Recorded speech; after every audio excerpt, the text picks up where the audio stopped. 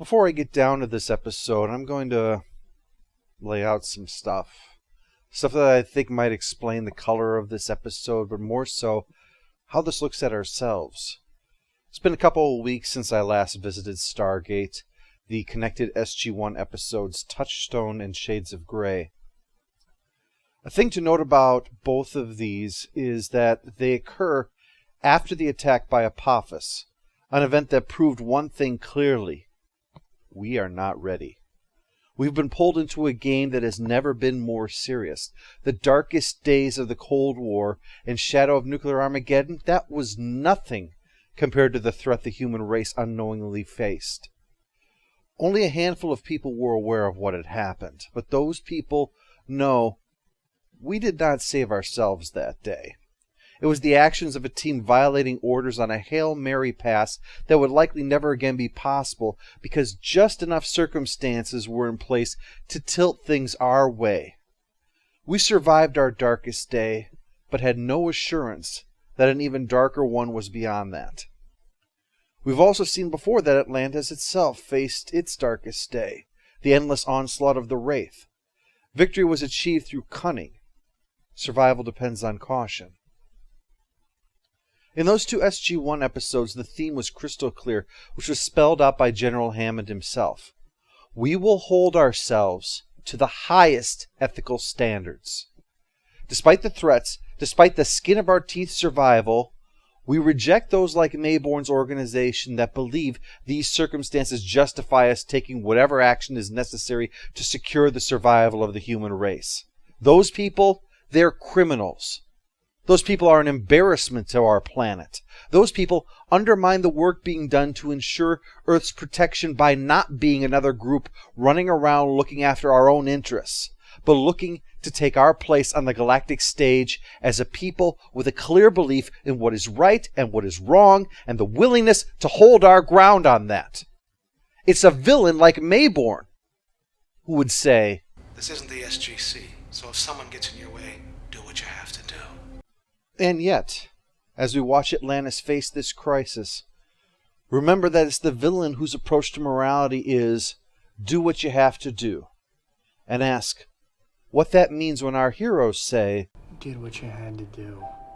So let's get down to it. Zelenka is going to the planet of kids to fix their stuff, so he's going to miss out on all the fun. But good news is coming in. The long-range sensors have detected 2 Wraith cruisers. Now, normally that would be bad news, but the good news is that they are fighting each other. Probably competition for the limited supply of humans left, which, okay, is kind of horrifying. But the more they kill each other, the easier it will be for us to win the conflict. And I am not above the easy path when the fate of billions or trillions is at stake. But this episode is special. It's a crossover between Atlantis and SG-1. By this time, the SGC is under the command of General Landry, and the Goa'uld are not doing so hot, which has naturally made them desperate. It seems they've infiltrated a group that operates within our government, so they know about Atlantis and the Wraith threat, and the last thing the Goa'uld need right now is the threat of another player in our galaxy. So they've planted a bomb on Atlantis. And from what little we've been able to decipher so far, the bomb is said to be detonated the next time Atlantis dials Earth. So the Trust have probably set up a transmitter close to Cheyenne Mountain to be detonated at the exact moment that the wormhole is established. But why would they do that? That doesn't make any sense. Why not just set a timer to have it go off at that moment instead of some convoluted plan to make it go off? But they are convinced this stupid idea is what's going on, so they'll need to contact Atlantis to warn them not to use the gate to call Earth for their weekly status report. So they'll need to cook up a way to do that in less than 3 hours. They'll need to scramble, especially because this episode has inexplicably decided that what's really needed in its ticking time bomb enemy within who can you trust plot are numerous pointless distractions. The first one being that Cadman, the one who abused Rodney's body back in Duet, is still on Atlantis and handling technical stuff because, of course, that should go to someone responsible for guard duty, shouldn't it? While it will brush up against the plot, it adds nothing to it, which is perfect because that leads us into the B plot. Yes, in addition to some minor plots, there's also a B plot. Taylor needs Carson to come check on an old woman on the mainland, which isn't bad exactly, it's just that it fills this episode, which is supposed to be about mystery and suspense, with insufficient time to handle both. Right, back to the bomb plot, which Atlantis knows nothing about, so we're going to need a plan. And Dr. Lee's been working on one, so he illustrates it on the whiteboard by using a circle with an E on it for Earth, and the Earth point of origin symbol for Atlantis, because one thing a complicated plan calls for is needless confusion. It's like the Twilight Bark. Twilight Bark? No, sorry, I never saw Twilight. The plan is to send a team to a distant part of our galaxy and have them set up a transmitter to relay the signal from Earth to the Daedalus and have them send it on to Atlantis. The Daedalus is between our galaxies at the moment. That's got to be awesome, huh? We built this thing here. It is the most advanced, powerful, incredible thing the human race has ever built, and you will be allowed to serve on it. Great, and we're the last line of defense for humanity? Sure. In between being a big UPS truck, yes. Anyway, they get the message, but they're already out of range of Atlantis and too far out to get back into range in time. At least that's Kavanaugh's assessment. Oh yeah, he was the guy who gave that bad report on Weir back in Letters from Pegasus. You'll remember that was the one where Dr. Weir made it clear that they weren't going to do anything amoral, like bringing the kids from that world Zelenkazat to Atlantis along with their ZPM, because they wouldn't stoop that low. Anyway, Hermione, their Asgard crew member, says that he can set the drive to run much faster than normal for short periods of time, but the longer they try to do that, the more likely they'll burn out the drive and be stranded. But it works, so they save for the moment. Those little guys sure are good at saving our butts. Atlantis gets the message just in time, and as they formulate options, Weir decides the Daedalus should return to Atlantis, so that they can be questioned here, as opposed to on the Daedalus, because otherwise we'd maintain contact with Earth and have an advantage, so obviously we can't have that. To play things safe, they're disabling the ZPM and going to backup power. But while they're checking for a bomb that can destroy Atlantis, let's check in with something far more interesting. A dying old lady. Taylor cares for her and even works on making some soup for her, which of course the old lady appreciates by mocking her cooking abilities, while Carson laughs and Taylor looks hurt, because the only comedy in this episode is predictable and mean-spirited. Anyway, the old lady is dying and thus wants Taylor to prepare the ring ceremony. Among our people, it is very rare for someone to die of natural causes. Is it because your cooking kills them? Yes, I know what I just said, but no one has ever accused me of not being mean-spirited. Back on Earth, they've uncovered evidence that the stupid plan of transmitting a signal through the gate is in fact not true. Good. Nice to have mortal enemies that aren't imbeciles. It really makes us feel like idiots when we lose to them then. Nevertheless, it is connected to the dialing from Atlantis, so they should start looking for leads in that direction. But they have a new distraction now. The gate tries dialing Earth by itself. And when that fails, thanks to no ZPM, the city sends out a distress signal, which the Wraith ships passing through pick up. So they're going to need to hook the ZPM back up to cloak the city and hope that they mistake debris and the beacon left on the shore as the remnants of a destroyed Atlantis that's just washed up now. Otherwise, things are going to get ugly real fast. Well, actually, either way it's going to get ugly because one of them has to be responsible. Either somebody on the Daedalus or here. Rodney suggests Cadman as both an expert in explosives and someone who asks to stay behind rather than departing as scheduled. But this is dismissed on the grounds that exploring it would actually justify the inclusion of Cadman in this story. Instead, they're going to start with Kavanaugh, whose behavior has been rather inexplicable.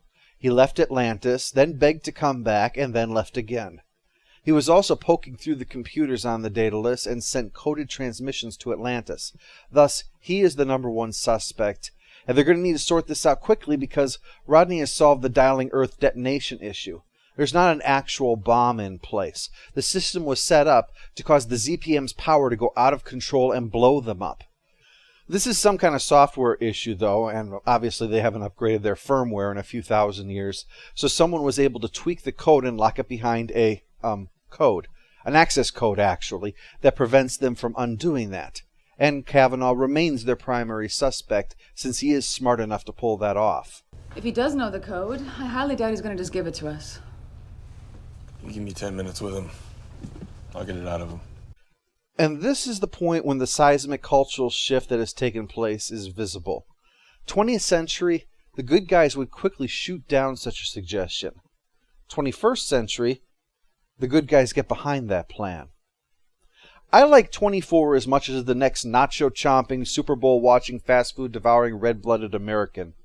But I'll be the first to admit it made torture in the name of a good cause seem more acceptable, so that even Stargate is on board now.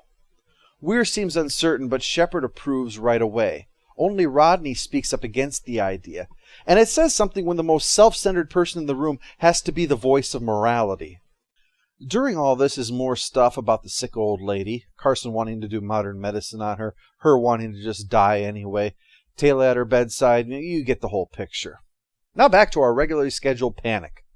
The cloak is up to protect the city, but if any more power is required, the ZPM may go off, and that's when the inertial dampeners start up, which are enough to make them boom boom all right, and in the next 30 minutes, or it's free. So Dr. Weir, who said, we're not doing anything so amoral as borrowing someone else's ZPM to protect this city, says, let's torture Kavanaugh to protect this city. Ironic that this whole feud started because she accused him of caring less about the well-being of others than saving his own ass, now embracing evil. To set the mood for this, Taylor sings an elaborate song. All right, nothing quite like a folk ballad to get me in the mood for some torture. Maybe then we can have some homemade cider and dance around a fire to the screams of our victims. Well, luckily for the sake of everyone's souls, they identified the actual culprit, and Ronan hadn't begun torturing an innocent man yet. Kavanaugh actually passed out first. Oh, it's funny because he's squeamish in the face of inhuman barbarism. Guess he had to be there. The real person responsible is Colonel Caldwell, and they quickly discover he's a Goa'uld. And they thought it was just a human agent and not a Goa'uld, otherwise they could have just given a med test to everybody. But Ronan knocks him down before he can do any damage, and Shepard tags him with a taser. The taser gives Caldwell a chance to take control long enough to reveal the code, and after the crisis is averted, Hermiad's able to beam the Goa'uld out of Colonel Caldwell's brain to restore him to normal. Of course, Weir, and I very much credit her this, she's a bit bothered that she authorized Ronan to turn one of their rooms into the Spanish Inquisition. And of course, that's when Shepard leaps in, and as you can see, not even a pause to reflect on what they did. I crossed a line, John, with Kavanaugh. You did what you had to do. So, here we are. I'm sure Mayborn would be real proud to know that his philosophy of keeping humanity safe at all costs has gone mainstream. So, as we draw what is no doubt going to be another controversial review to an end, I'm giving this a stamp of fine. This episode lacked focus that severely diminished its ability to capitalize on its premise. And I'm not just bothered by the sentiment demonstrated by our heroes, but I'm annoyed with the fact that it just felt out of character. Now, Ronan, sure, he spent the last 7 years living like an animal, but the rest have taken a strong moral stance on things. Not to mention that, as I pointed out at the beginning, when we really had our faces shoved into how weak and vulnerable we are as a species, the Stargate program still insisted on holding themselves to the highest ethical standard.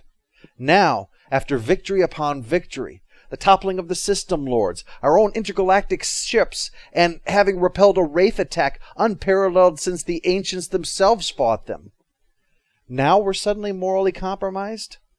It doesn't matter how many pretty songs you put in, it doesn't cover over how disturbing it is that after what happened, that Shepard is so quick to just blow it off, as if we're just slipped up on a paperwork issue. I am all for forcing the hero to have to make a hard choice. But what makes them a hero is that if they have to, then they carry the burden of that hard choice. They learn to live with that hard choice. They don't shrug their shoulders and tell themselves it was right. A man who so easily dismisses his own evil deeds is merely a villain the camera happens to agree with.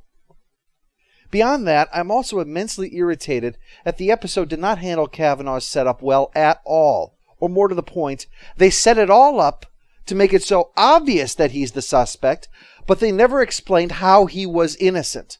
Why did he beg to come back? What were those transmissions? Were they to friends, like he said? If so, who? So that we can ask them whether or not they received that. If it wasn't that, what then? A red herring is fine, but this is ridiculous. If you had a mystery where the prime suspect is seen walking around carrying a bloody knife after the murder victim was stabbed, there should at some point be an explanation of why the innocent person was carrying a bloody knife. That's just common sense. With this, Letters from Pegasus and The Game, that makes 3 episodes by Carl Binder I've reviewed, and all 3 I'm rather disappointed with. Good ideas not being delivered into great stories like they should have been. I mean, he's no Kenneth Biller, certainly, but I hope his next episode turns out better.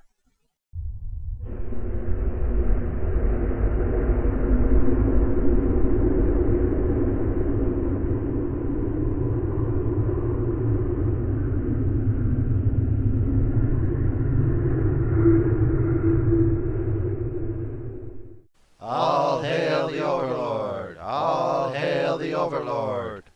Look who's back. It's Mr. Mom. Home with the kids?